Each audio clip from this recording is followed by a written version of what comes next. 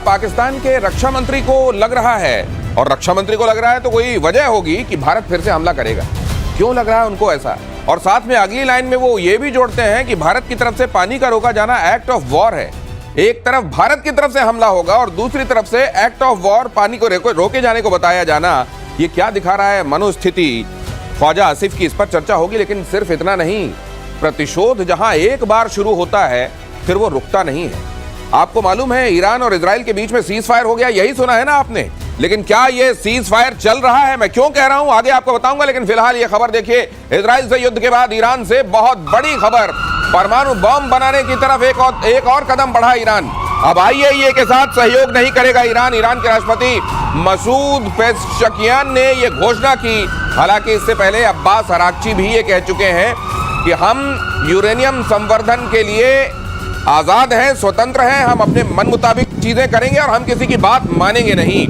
ये असल में ईरान हाल के ये 12 दिन का जो युद्ध आपने देखा, इसके बाद ईरान ने क्या सोचा है खुद के बारे में? IAEA की कोई बात नहीं मानेंगे ये कहकर वो क्या बताना चाह रहा है? और यूरेनियम अगर रिच किया जाएगा, उसको और ज्यादा एनरिच किया जाएगा, तो फिर इससे क्या किया जाएगा? गुलाब के फूल तो खिलेंगे नहीं, इससे बॉम्ब ही बनाया जाएगा। दूसरी तरफ वो ये भी कहते हैं कि हम बॉम्ब नहीं बनाएंगे। ये चल क्या रहा है ये जरा समझने की कोशिश करते हैं। मेजर गौरव आर्य मेरे साथ जुड़ रहे हैं, बहुत स्वागत है आपका। एयर मार्शल PK श्रीवास्तव मेरे साथ हैं और कॉमोडोर बहल भी मेरे साथ इस चर्चा में जुड़ रहे हैं। आप सभी का बहुत स्वागत, गुड इवनिंग, जय हिंद। सबसे पहले मेजर गौरव आर्य, ये जो हम नियम को मानेंगे नहीं और कानून को तोड़ेंगे नहीं वाली ये जो ईरान के तरीके हैं, ये क्या बता रहे हैं? दिनेश, मैं आपको एक बात बताता हूँ, ये ईरान आज से नहीं, ईरान बहुत पहले से कह रहा है। पहले दबे लफ्जों में कहता था, फिर डुअल पर्पस टेक्नोलॉजी के बारे में कहता था, आज खुल के बोल रहा है। ईरान को यह बात पता है कि अमेरिका ने एक बार बम मार दिया तो वो जो एक लक्ष्मण रेखा थी जो अमेरिका नहीं कर रहा था कई सालों से, वो लक्ष्मण रेखा अमेरिका पार कर चुका है। और यही चीज पिछले 20 साल से बेंजामिन नेतन्याहू अमेरिका को समझाने की कोशिश कर रहा है कि भाई ये जो न्यूक्लियर वेपन है ये पूरे देश के लिए नहीं, मतलब सिर्फ इजराइल के लिए नहीं, पूरे देश के, लेकिन पूरी दुनिया के लिए खतरा है, खासतौर से अमेरिका के लिए भी खतरा है। और ये बात खमेनेई और खमेनेई के पहले खोमेनेई, ये दोनों के दोनों कह चुके हैं कि अमेरिका हमारा दुश्मन है। अब मुझे बात ये समझ में नहीं आती दिनेश, ये बंदा कह रहा है मैं न्यूक्लियर वेपन बनाऊंगा ही बनाऊंगा, पहली चीज। दूसरा कहता है कि तुम हमारे दुश्मन हो, तुम पे बम मारूंगा, और तुम भी अमेरिका हमारे दुश्मन हो, इजराइल अमेरिका दोनों पे बम मारूंगा। तो मुझे एक बात ये समझ में नहीं आती, इनको डाउट क्यों है? वो तो खुल के मुंह पे बोल रहे हैं कि हम बनाएंगे बम। ये कोई ढकी छुपी बात थोड़ा है, ये आपके मुंह पे इतने सालों से बोलते आ रहे हैं। जैसा मैंने बोला था, पहले बोला कि नहीं साहब हम तो बनाएंगे सिर्फ बिजली के लिए, only electrical energy we want, और एनर्जी सप्लाई फ्रॉम न्यूक्लियर, एक ये बोला। उसके बाद धीरे धीरे डुअल यूज अमाद प्लान के बाद, एक अमाद प्लान हुआ था, उसके बाद डुअल यूज पे ये लोग आ गए, और उसके बाद अब ये खुल के बोल रहे हैं कि हमारा अधिकार है न्यूक्लियर बम बनाने का। और कोई ईरानियन जो स्टेट है उसके, आप जरा उसके स्टेटमेंट आप देख लीजिए कि न्यूक्लियर दुनिया को कंफ्यूजन होगा। ईरान ने कभी अपनी तरफ से कोई एम्बिग्विटी नहीं रखी है, उसने सीधा सीधा कहा हम बनाएंगे, लेकिन उनके यहाँ से भी स्टेटमेंट आते रहे सर, उनके यहाँ से भी स्टेटमेंट आते रहे हैं। खमेनेई कहते रहे हैं कि हम बॉम्ब नहीं बनाएंगे, हम बॉम्ब नहीं बनाएंगे, साथ में इसको एनरिच भी करेंगे। तो एनरिच करेंगे तो क्या करेंगे उसमें? फिर क्या उसका परफ्यूम बनाएंगे? क्या करेंगे? ये एक बड़ी बात है। मैं आपके पास आ रहा हूं सर। अपनी वायुसेना को मजबूत करने चीन के दरवाजे पर ईरान पहुंच गया है। चीन से J-10C फाइटर जेट खरीदने की योजना है। ईरान ने 2023 में रूस से 50 सुखोई 35 जेट्स खरीदने की डील की थी। यूक्रेन युद्ध की वजह से रूस ने सुखोई 35 अभी तक नहीं दिया है। अब Su-35 की तुलना में सस्ते J-10C पर ईरान की नजर है। J-10C की कीमत उसके मुकाबले बहुत कम है सर। J-10C ये देने के बाद ये तो नहीं कहेंगे वही एक्सपोर्ट क्वालिटी वाला है जो हमने पाकिस्तान को माल दिया था। देखो दिनेश, रहेगा तो वही एक्सपोर्ट क्वालिटी। और जहां तक J-10C का सवाल है, जब इनको पहले एयर डिफेंस नेटवर्क अपना ठीक करना पड़ेगा। ओके। वो पूरे घूम रहे थे, इजराइल के सारे जहाज इनके एयर स्पेस में ऐसे घूम रहे थे और टहल रहे थे जैसे बाग में आप चहलकदमी करते हैं। तो पहले उसको समझना पड़ेगा। और दूसरी बात जो आप कह रहे हैं कि हम परमाणु बम बनाएंगे, ये बार बार कह रहे हैं, वो एक कहते हैं शर्म का पर्दा था, अब वो फट गया, जीबू फाड़ दिया है। अच्छा। अब ये खुल के कह रहे हैं हम बनाएंगे, और हम बनाएंगे, किस लिए बनाएंगे वो भी बता रहे हैं। इंटेंट में और बनाने में कोई फर्क नहीं है। जब तक ईरान है पूरी कोशिश करेगा बनाने की, एनरिच करने की कोशिश करेगा। अब खुल के सामने आ गया है, यही फर्क पड़ा है इस 12 दिन के जो युद्ध हुआ है उसका। ईरान ये दोनों ही खबरें, ये J-10C का खरीदा जाना और ये कहना कि हम तो इसको एनरिच करेंगे और हमको इससे कोई रोक नहीं सकता, इसका मायना सीधा सीधा ये है कि क्या उन्होंने अपनी एक वीक लिंक के तौर पर अपनी एयरफोर्स को पहचाना है, उसको आप उसको ठीक करने की कोशिश कर रहे हैं, और दूसरे उन्होंने कहा अब एम्बिग्विटी हटाओ, सीधे सीधे कहो कि हम तो बनाएंगे बम। ये हुआ है क्या? दिनेश जी, कौन सी एयरफोर्स की बात कर रहे हैं? उनके पास कुछ है ही नहीं। मिग 29 जहाज, Su-24 जहाज, वो जहाज F4 जहाज, 14 जहाज, कहाँ? वो तो कब के लोगों ने उसको राइट ऑफ कर रखा है। ये ले लेने से क्या होगा? ये लेने से कुछ होने वाला नहीं है। हाँ। जैसे कि अभी बता रहे थे मार्शल साहब भी, एयर डिफेंस जब तक नहीं है तो कुछ नहीं होने वाला। और बड़ी अहम बात क्या आती है जब वो बात करते हैं कि मुझे एनरिच करना है यूरेनियम, ये 12 दिन के युद्ध में उनको एक चीज तो समझ आ गई कि उनको ये युद्ध अपने आप अकेले लड़ना है। ना रशिया उनकी हेल्प में आया, ना चीन उनकी हेल्प में आया। अगर उनको अपने अस्तित्व को बचाना है तो जरूरी है कि लेकिन अभी बयान आया है, किम जोंग उन की तरफ से कहा गया है कि अब की बार मार दिया अगर ईरान को। मेजर गौरव आर्य, ये किम जोंग उन ने कहा है कि अब ठीक है, जो हो गया सो हो गया, लेकिन अब की बार अगर मारा तो फिर चीन और नॉर्थ कोरिया खुलकर आ जाएंगे ईरान के समर्थन में। देखिए साहब, एक छोटी सी बात है, बिल्कुल आपने बहुत बढ़िया बात बताई। जैसा मैंने बोला कि चीन ने 2 पागल कुत्ते पाल रखे हैं, एक नॉर्थ कोरिया और एक पाकिस्तान। ये बीच बीच में भौंकने के लिए और काटने के लिए इनको छोड़ता रहता है, गले से पट्टा खोलता है, ये काटते हैं। अब हो क्या रहा है इसमें, जो सर ने बात अभी बोली ना, सर ने बहुत बढ़िया बात बोली है कि ईरान की सबसे बड़ी लर्निंग क्या है कि इजराइल के साथ तो अमेरिका खड़ा हुआ है, और अमेरिका सिर्फ हथियार नहीं दे रहा, सिर्फ पैसे नहीं दे रहा, फिजिकली लड़ाई में इन्वॉल्व है और बम गिरा रहा है। ईरान के साथ कौन खड़ा है भाई? ईरान के साथ कोई नहीं खड़ा। लंबी लंबी बातें रूस ने करी, लंबी लंबी बातें चीन ने करी, और पाकिस्तान ने तो इतनी लंबी लंबी बातें करी कि वो लंबी बात एक्चुअली तलवार बन गई ईरान के गर्दन पे, धोखा दे दिया। तो ईरान को एक बात ये साबित हो गई है कि हमारा कोई दोस्त नहीं है, अगली लड़ाई खुद लड़नी है। और ये रजीम, ये खमेनेई की रजीम, दिनेश मैं आपको साफ तौर पे बता दूं, इसका सिर्फ एक आर्ग्यूमेंट होगा सर्वाइवल का, ओनली वन आर्ग्यूमेंट, और वो आर्ग्यूमेंट है न्यूक्लियर वेपन। इसके अलावा अगर न्यूक्लियर वेपन इनके पास नहीं रहे तो इनको टक्कर देगा।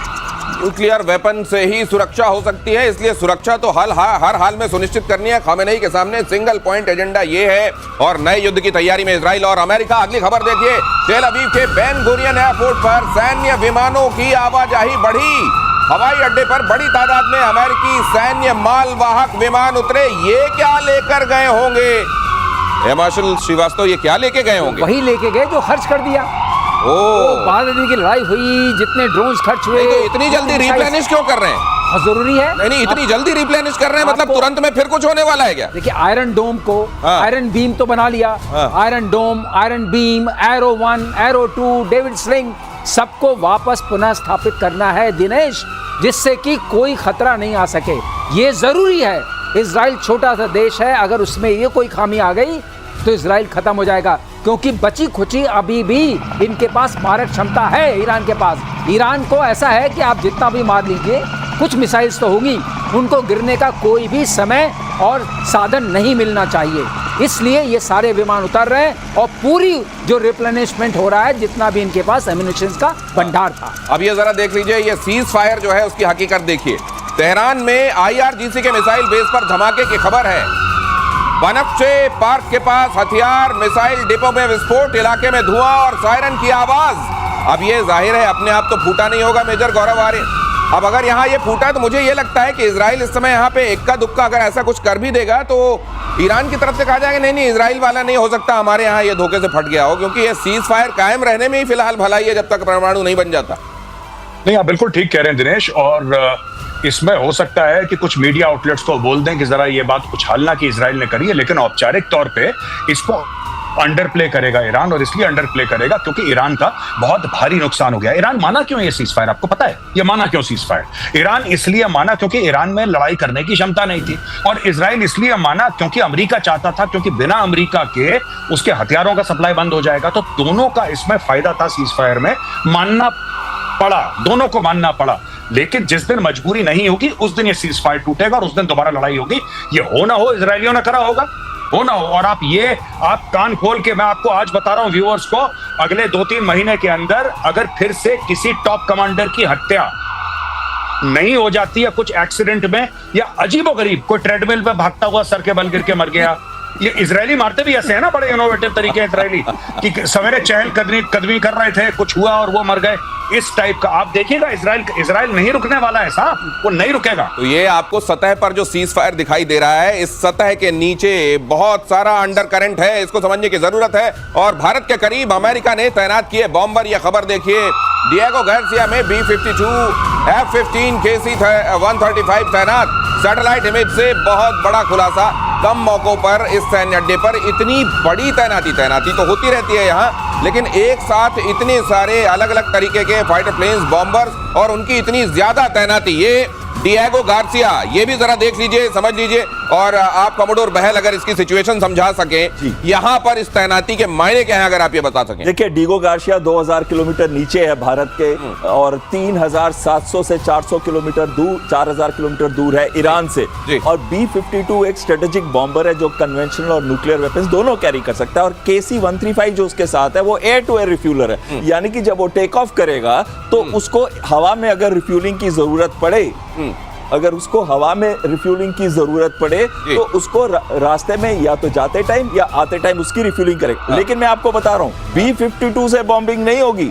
बॉम्बिंग होगी तो B-2 स्टेल्थ बॉम्बर से ही होगी, चाहे वो व्हाइट मैन बेस जो एयरफोर्स का उनका है मिसूरी में, या फिर B-2 बॉम्बर्स यहाँ पे भी आके डिप्लॉय होते रहे हैं। और उनकी जो 11,000 किलोमीटर की रेंज है उसमें बड़े आराम से। तो सर, इस समय क्या चल रहा है ऐसा जियोपॉलिटिकली कि यहाँ इतनी सारी तैनाती हो रही है? ये एक तो है पोजीशनिंग, दूसरी है जो हम कहते हैं ना, जिसको कि हम दिखा रहे हैं ईरान को, और उसको पोस्चरिंग जैसे वर्ड होता है, उसकी इंग्लिश में एक वर्ड है, हिंदी में शायद कोई और वर्ड है, पोस्चरिंग। और तीसरी चीज है कि अगर कोई अर्जेंटली अटैक करना पड़े तो B-52 में इतना पेलोड है कि वो जाके काफी तहस नहस कर सकता है। इसमें क्विकली ये कहना चाहूंगा कि हॉर्मुज को देखिए, वो जो स्ट्रेट ऑफ हॉर्मुज है, यहाँ पर अगर कोई गड़बड़ होती है ईरान की तरफ से, अपनी तरफ से प्रतिक्रिया होती है, तो ये उसके दायरे में तेल वाली तैनाती है, तेल वाली तैनाती है, ये पूरा सी लेन्स को कवर करने की तैनाती है। राइट। अगर ईरान ने ऐसा कुछ करने की कोशिश की और हॉर्मुज में कहीं उसने अपनी मसल फ्लेक्सिंग की, तो असल में जो कहा जा रहा है ना पोस्चरिंग वो कि जो पहलवान होता है ना, वो दांव लगाकर चित तो करता ही है, लेकिन पहले जो मूंछों में ताव देकर ताल ठोकता है ना, वो बड़ा जरूरी होता है। और यहाँ पर वो हो रहा है। अगली खबर देखिए, यूक्रेन को आर्म सप्लाई पर ट्रंप ने लगाई रोक। एयर डिफेंस सिस्टम, तोप के गोले, हवा में मार करने वाली मिसाइल सप्लाई पर रोक। अमेरिका ने यूक्रेन को भेजे जाने वाले PAC-3 पैट्रियट सिस्टम की खेप रोकी। 155 mm artillery round, GMLRS stinger, AIM-7 Hellfire मिसाइलों की खेप पर रोक। अमेरिका ने हथियारों के स्टॉक की कमी का दिया हवाला। मेजर गौरव आर्य, आप ये कह रहे थे कि अब धीरे धीरे ये ब्रेक लगाया जाएगा, और ये लगाया जाना शुरू कर दिया गया। देखिए साहब, मैं तो बहुत ज्यादा कंफ्यूज हो गया हूँ, और कंफ्यूज इसलिए हुआ हूँ कि कल परसों इन लोगों ने एक बिल इंट्रोड्यूस करा था अपनी कांग्रेस में कि जो तेल खरीदेगा रूस से, जो भी तेल खरीदेगा, खासतौर से भारत और चाइना, उनके ऊपर 500% टैरिफ होगा। ठीक है। उसके 3 दिन पहले इसने बोला था कि ज़ेलेंस्की तो बहुत अच्छा आदमी है। पहले हमारा जो भी कुछ हुआ थी, खटपट हुआ, ऐसी हो गई थी, गलतफहमी हो गई थी, लेकिन ज़ेलेंस्की बहुत, इन्होंने तारीफ करी ज़ेलेंस्की की। आज ये ज़ेलेंस्की के बिल्कुल कहते हैं वेपन्स रोक दिए इन्होंने, पेट्रियट मिसाइल वगैरह। तो ज़ेलेंस्की लड़ेगा कैसे? देखिए, रूस इनकी बात मान नहीं रहा है। ऐसे बात तो ये होती ना कि जब रूस कहता कि साहब हम ठीक है, हम लड़ाई रोक रहे हैं, आप ज़ेलेंस्की को बोलो कि वो भी ना लड़े, तो अमन शांति। रूस कह रहा है नहीं, कोई अमन शांति नहीं, हम तो ठोकते रहेंगे इसको। ज़ेलेंस्की के आपने हथियार ले लिए, ये चाह क्या रहा है? ये सीज फायर की बात कर रहा है, और दोनों में से कोई इसके सीज फायर की बात नहीं मान रहा। अब इसका आखिरी दांव ये रह गया है कि यूक्रेन के पास बिल्कुल भी कोई हथियार ना चाहिए। लेकिन उससे होगा क्या? अभी कल परसों आप ही ने कवर करा था ना दिनेश अपने प्रोग्राम में कि एक गांव घेर लिया जहां पे लिथियम था। इन्होंने पूरा घेर लिया गांव। वो तो रूसी फौजें तो आगे बढ़ रही हैं। तो ट्रंप क्या चाह रहा है? जैसे ट्रंप ने बहुत पहले बोला था, मैं क्या चाहता हूं या मैं क्या करने वाला हूं ये किसी को नहीं पता, मुझे भी नहीं पता। तो मुझे लगता है भैया, जब ट्रंप को नहीं पता तो हमें कैसे पता होगा? तो मुझे एक चीज और लगती है, हो सकता है कल जब इस वक्त हम लोग मिल रहे हो तो ये पता चले कि वो खेप भेज दी गई, कल रोकी गई थी, आज भेज दी गई। ये इस तरीके ये जो काम किया जा रहा है नेटो के चक्कर में, यूक्रेन को यहां तक पहुंचाना और अब खेप रोकने की बात करना, बीच में रेयर अर्थ मेटल की डील भी कर लेना, और ये दिखाता क्या है? देखिए, बहुत इंपॉर्टेंट चीज पता है क्या है इसके अंदर? एक इकोनॉमिक्स प्रोफेसर हैं यूएस के, उन्होंने कहा था जितने मैं अपने अंडरगारमेंट चेंज नहीं करता, मतलब एक दिन के अंदर, उतनी बार तो ये पॉलिसी चेंज कर देते हैं अपनी। ट्रंप के बारे में ये कहा जा रहा है। और ट्रंप अब क्या चाहता है कि अगर ये युद्ध रुक नहीं रहा, तो अगर वो रोक लेगा सप्लाई, खेप रोक लेगा, जो हमने बताया कि पैट्रियट सिस्टम, जो एयर डिफेंस सिस्टम सिस्टम उसको बहुत जरूरी चाहिए, तो उसके बाद इतनी तबाही यूक्रेन की हो जाएगी, कम से कम यूक्रेन डिसाइड कर लेगा कि अब मुझे सीज फायर करना चाहिए, क्योंकि जेलेंस्की ही इसको आगे लेके जा रहा है और जेलेंस्की ये हमेशा कह रहा है कि यूरोप को अटैक करेगा रशिया। तो अगर ये खेप वाकई रोक के रखी जाती है तो सीज फायर अगले 1-1.5 महीने में हो जाएगा सर? बिल्कुल हो जाएगा। मैं आपको बता रहा हूँ PAC-3 मिसाइल्स में है, हाँ। उसी के अंदर थोड़ा सामर्थ्य ये क्या है sir PAC-3 missile? PAC-3 missile जो है वो हाइपरसोनिक या सब हाइपरसोनिक मिसाइल्स को, सुपरसोनिक मिसाइल्स को रोक सकती है। अच्छी है,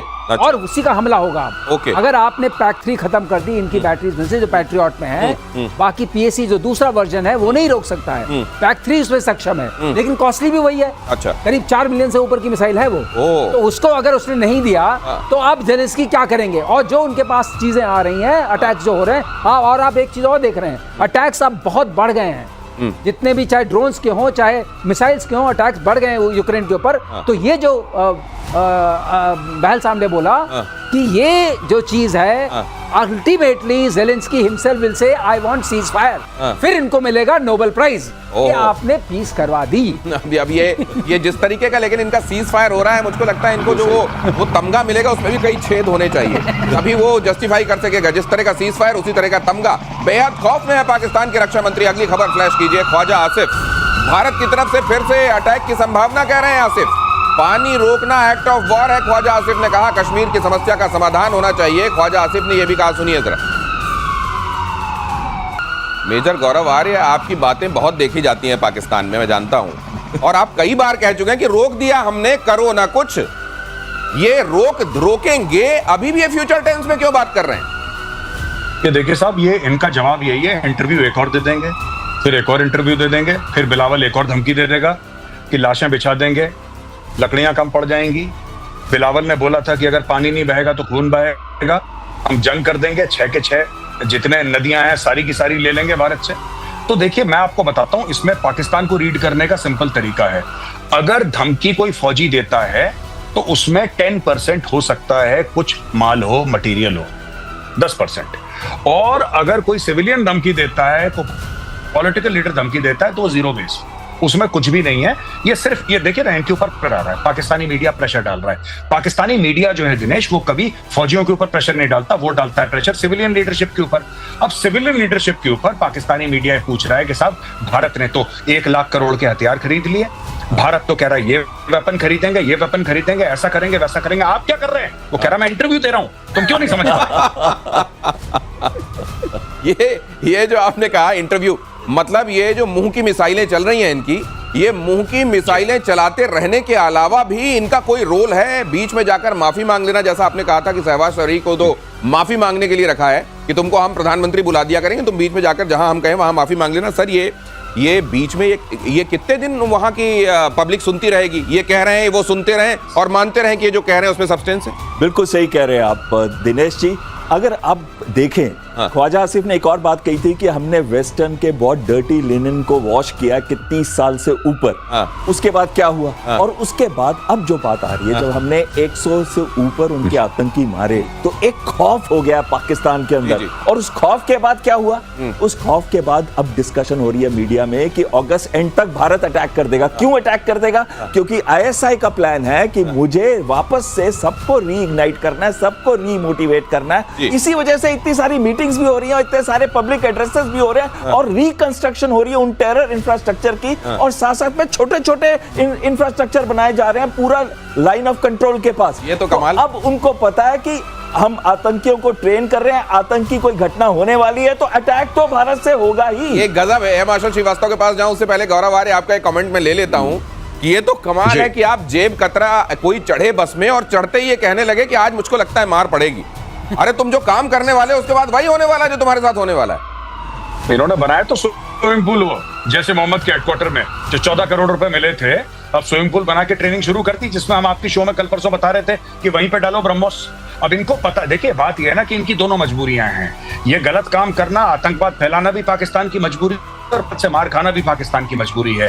तो दोनों के लिए इनके हाथ बंधे पड़े हैं। अब इसमें मार कौन खाएगा? मैं आपको बताता हूं। इसमें मार खाएंगे आतंकवादी, पब्लिक किसको पीटेगी? पीटेगी नेताओं को। और आसिम मुनीर फिर से एक प्रमोशन ले लेगा, फील्ड मार्शल, जो उसका पेट नहीं भरा। अब वो कह रहा है कि कोई सुपर फील्ड मार्शल वाला रैंक निकालो, मैं 6-7 सितारे अपनी कार के आगे लगाना चाहता हूं। क्या एनालिसिस है, मार खाएंगे भारत की तरफ से, कौन खाएगा? आतंकवादी खाएंगे। वहां पब्लिक किसको पीटेगी? उन हुक्मरानों को जो इंटरव्यू दे रहे हैं। और उधर फील्ड मार्शल अब पता नहीं अपने लिए कौन सा चांद वाला मार्शल वाला एक प्रमोशन ले लेंगे। भारत और रूस में हो सकती है बड़ी डील, ये खबर देखिए। हेमाशंकर श्रीवास्तव आपके पास आने वाला हूं। परमाणु पनडुब्बी और क्रूज मिसाइल की डील संभव, भारत दौरे पर पुतिन कर सकते हैं पेशकश। सितंबर में दिल्ली दौरे पर आ रहे हैं प्रेसिडेंट पुतिन। मुझे लगता है कि पूरी दुनिया इस विजिट पर निगाह बनाए हुए होगी। ये बहुत इंपॉर्टेंट है भारत के लिए। सीरियसली स्पीकिंग दिनेश, हमारे पास जो सबमरीन्स हैं उसमें से 17 सबमरीन्स हमारी जो हैं मोर और less very they are in going through obsolescence period. तो हमें ज़रूरी है कि हमारे पास नई सबमरीन्स आएँ। उसका तरीका जो लीज पे लेने का बन रहा है और जो ये बातचीत हो रही है बहुत सक्षम और सही बातचीत हो रही है, सही टाइम पर हो रही है। तो ये होना बहुत ज़रूरी है। अब बात होती है इसमें हमें शायद न्यूक्लियर पनडुब्बियां भी मिलने का वो है। दो हमारे पास तो हैं, एक बन रही है। इससे मिलने से हमारी वो जो पनडुब्बियों की जो हमारी वो है क्षमता है वो बढ़ेगी और वो बढ़ना बहुत ज़रूरी है। वो न्यूक्लियर ईंधन से चलने वाली और न्यूक्लियर वेपन्स को कैरी करने वाली दोनों। तो उसकी जब वो बनेगी वो हमारी सेकंड स्ट्राइक कैपेबिलिटी को बहुत स्टैब्लिश करती है और उसका जो खौफ रहेगा तब ये चारी। जहां तक कैंप्स की बात है, अभी निकल के आया है कि छोटे छोटे कैंप जैसे बैल साहब ने बताया वो सब बना रहे हैं। वो छोटे छोटे कैंप बना रहे हैं लेकिन उसकी पूरी रिपोर्ट हिंदुस्तान के पास है। वो जो काटसा वाले हैं वो काटसा वाले देख रहे होंगे क्या कि ये डील होने वाली?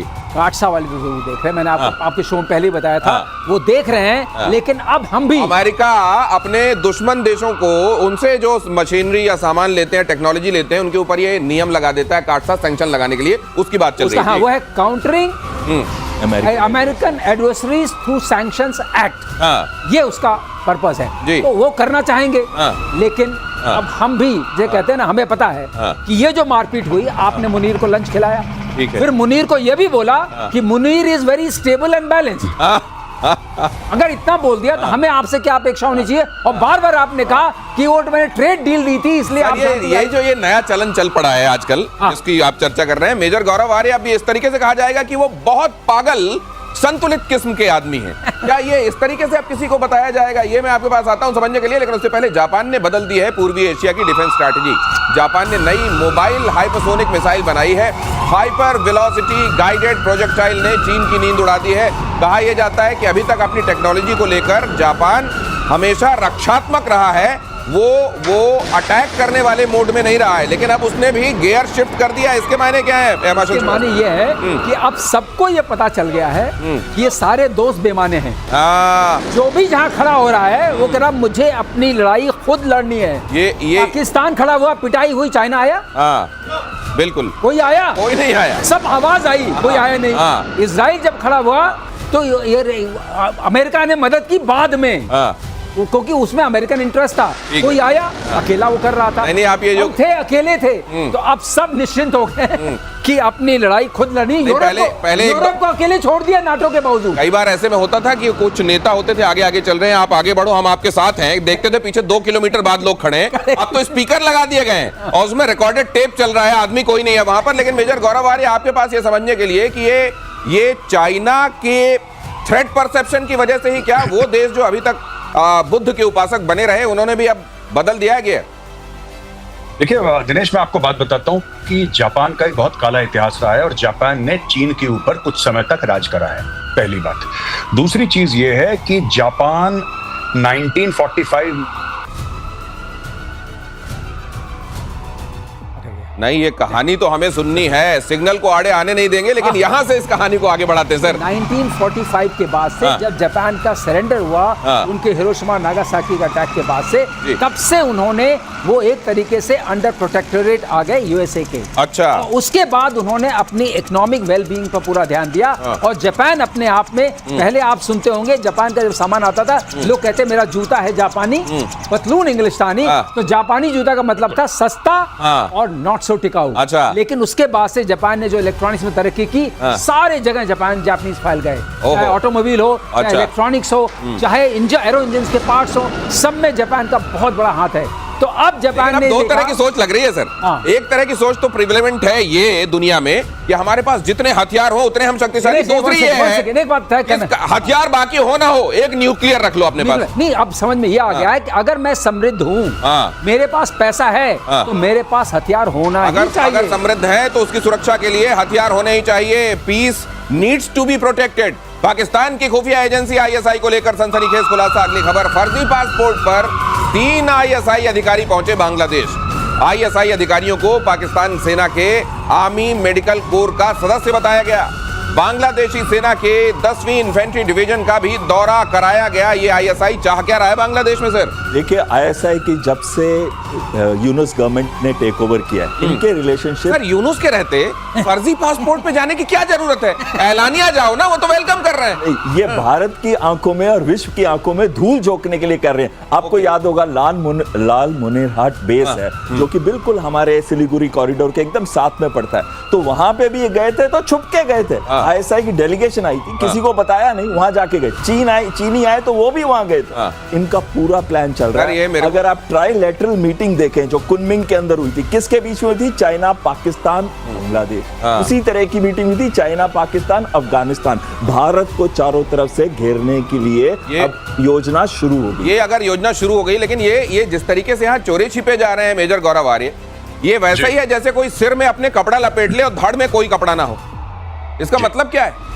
देखिए, मैं आपको बात बताता हूं कि इन्होंने अप्रैल में अगले साल चुनाव डिक्लेयर कर दिया मजबूरी में। वहां पे वकारुज़्ज़मान साहब, जो जनरल वकारुज़्ज़मान हैं, जो कि chief of army staff of the Bangladesh army हैं, वो कह रहे हैं कि इसी साल इलेक्शन होने चाहिए। तुमने ये अप्रैल का क्यों ड्रामा कर रखा है? जमाते इस्लामी की तरफ से प्रेशर है साहब, और बांग्लादेश नेशनल पार्टी बीएनपी, जो कि खालिदा जिया की पार्टी है, उसकी तरफ से भी प्रेशर है। अब प्रेशर इनको चारों तरफ से है कि चुनाव। इसके बीच में ये जो बंदा है मोहम्मद यूनुस, ये चाहता है कि ये तख्त पे बना रहे। ये तख्त पे कैसा बना रहेगा? इंडिया को दुश्मन करार करके सबके सामने, पहली चीज पाकिस्तान को बीच में लाके कि 1971 के जख्म अब भर गए हैं, चलो दोबारा हम दोस्ती करते हैं, प्यार मोहब्बत की बातें करते हैं। ये सारा का सारा जो हो रहा है मैटर बैकग्राउंड में, चाइना को बीच में लाना, एक्सटर्नलाइजेशन ऑफ थ्रेट है। चाइना एक अब्बू चाहिए उसको, अमेरिका से बोल रहा है बेस ले लो, 2 अब्बू चाहिए उसको, और अपनी पब्लिक के लिए एक्सटर्नलाइजेशन ऑफ थ्रेट। बगल में भारत है, 85% हिंदू है, खा जाएगा तुम्हें। ये सेम स्टोरी है पाकिस्तान वाली। ये गजब की बात। अब इसको और आसानी से समझ लीजिए। घर में सास बहू की लड़ाई चल रही हो तो पड़ोसी से झगड़ा कर लो, इस कदर झगड़ा कर लो कि घर का झगड़ा छोटा हो जाए, इससे ध्यान हट जाए। और यही करने की कोशिश हो रही है बांग्लादेश में। गाजा में सीज फायर को लेकर ट्रंप का बहुत बड़ा दावा। इजराइल 60 दिन के सीज फायर के लिए तैयार, ट्रंप ने कहा।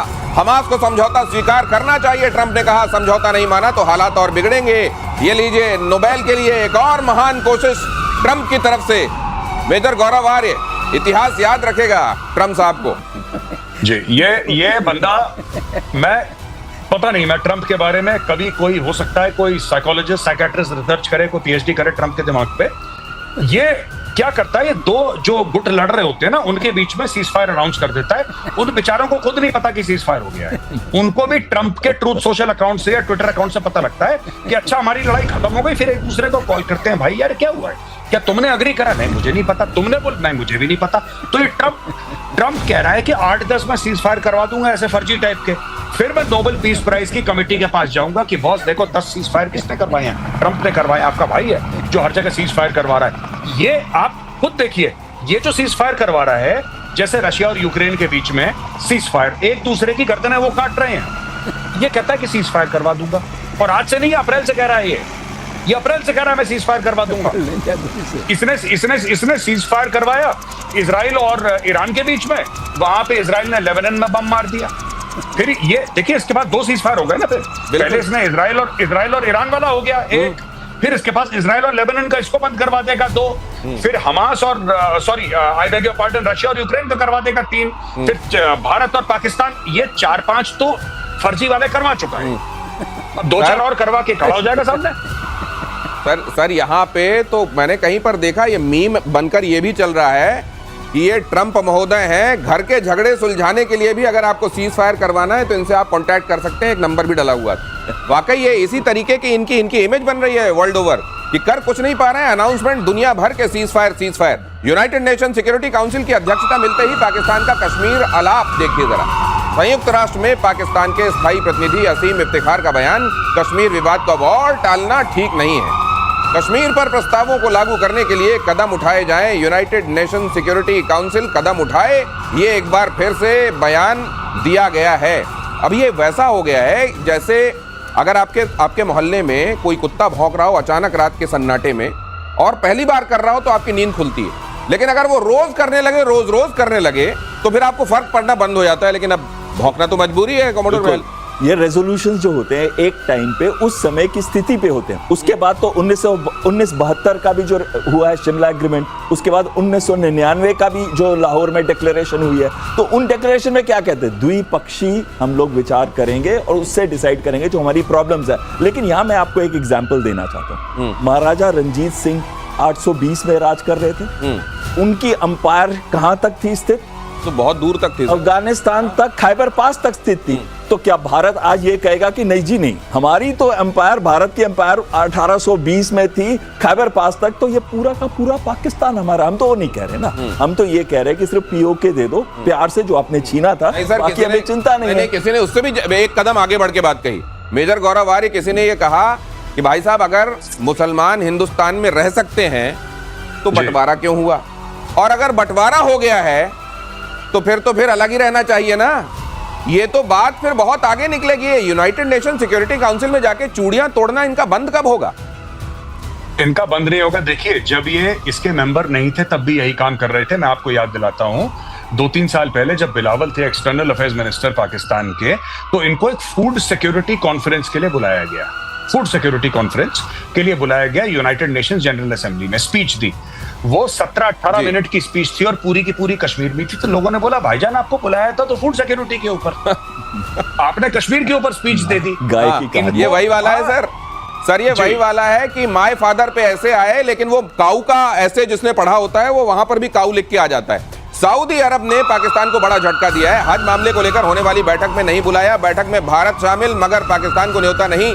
भारत की तरफ से बैठक में जफर सरेश वाला शामिल। अब बताइए, हज को लेकर बैठक हो रही है, पाकिस्तान का नुमाइंदा वहां नहीं है, भारत का नुमाइंदा देखिए आपको दिखाई दे रहा है जफर सरेश वाला। सही बात है, उम्मा वाली बात तो कोई रही नहीं, कम से कम उम्मा वाली बात नहीं, उम्मा है लेकिन उसमें पाकिस्तान नहीं है, इसीलिए उम्मा वाली बात नहीं रही। उन्होंने देखा है पाकिस्तान में उम्मा वाली कोई बात नहीं। ईरान पर अटैक हो रहा था, आप जाके लंच खा रहे थे यूएस में, जिसने GBU-57 भेजा, तो उन्होंने कहा भाई ये इस लायक नहीं है। टेबल पे जितने तरह का खाना परोसा गया है, पाकिस्तान को लालच बढ़ा रहा होगा, भाई साहब खाने ही बुला लेते कम से कम। और क्वाड देशों ने पहलगाम आतंकी हमले की निंदा की। वॉशिंगटन में क्वाड विदेश मंत्रियों की मीटिंग में निंदा।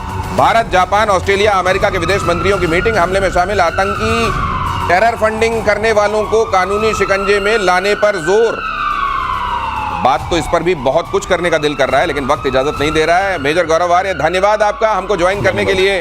कहीं भी रहें लेकिन प्रतिशोध तो जारी रहेगा, मेजर गौरव आर्य का भी ये कहना है। बहुत धन्यवाद आप दोनों का भी यहाँ पहुँचने के लिए और हिस्सा लेने के लिए। जय हिंद। आज के लिए इतना ही, नमस्ते।